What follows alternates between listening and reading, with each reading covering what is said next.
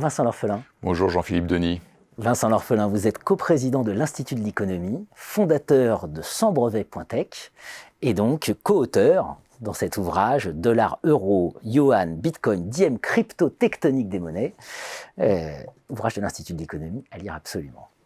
Et alors dans cet ouvrage, vous nous dites, il y a un nouveau continent économique qui apparaît. Voilà, et ce continent, c'est le token. Enfin, c'est le token qui le fait émerger, ce continent.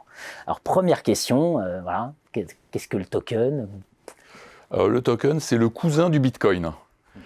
Comme le Bitcoin, c'est une unité de valeur économique. Mais à l'inverse du Bitcoin, il n'a pas vocation à devenir une monnaie. Et d'ailleurs, il y a des milliers de tokens, et ils ont une particularité, c'est qu'ils sont intelligents, c'est-à-dire programmables. Programmable. Alors, la question, pourquoi un nouveau continent économique ? Alors, le token donne une valeur à ce qui n'est pas encore marchand.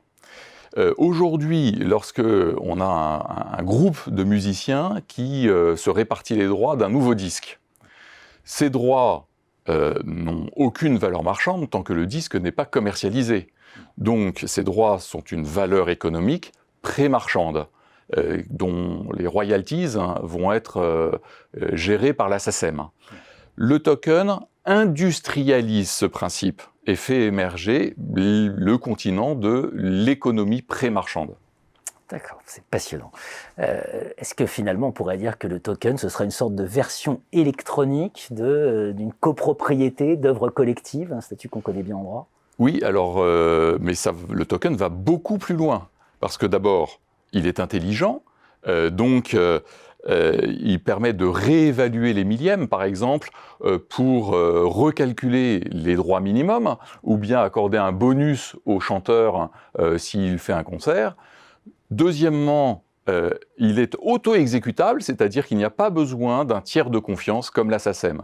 Et troisièmement, il s'applique à tout type d'œuvres ou de projets collectifs, disques, films, magazines, partage de data, partage de brevets, réseaux sociaux, réseaux professionnels.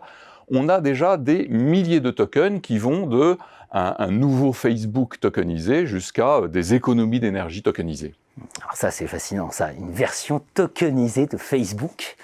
Alors d'abord, est-ce que ce sera un concurrent de Facebook ? Alors oui,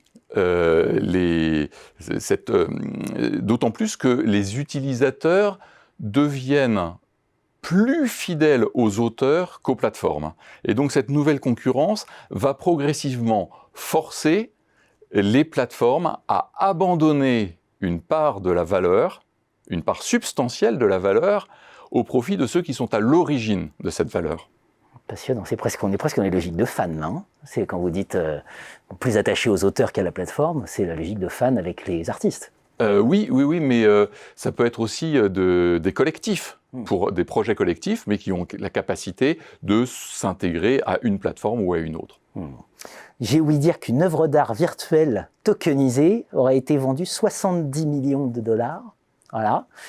C'est une mode passagère ou s'il y a une dynamique d'emballement, ça va durer ? Comment il faut comprendre ça ? Alors, il faut reconnaître que la partie aujourd'hui la plus spectaculaire du phénomène ressemble à un jeu de cartes Pokémon pour les grands. Mais il ne faut pas s'y tromper, ce phénomène est très profond. Jusqu'à présent, sur Internet, tout devait être gratuit. Et les auteurs, les créateurs, les contributeurs ont eu le sentiment, à juste titre, d'être dépossédés par les plateformes. Donc aujourd'hui, ils revendiquent leur part de propriété légitime. Le token, c'est une propriété d'origine contrôlée. Une propriété d'origine contrôlée. Grande question, l'Europe dans tout ça ?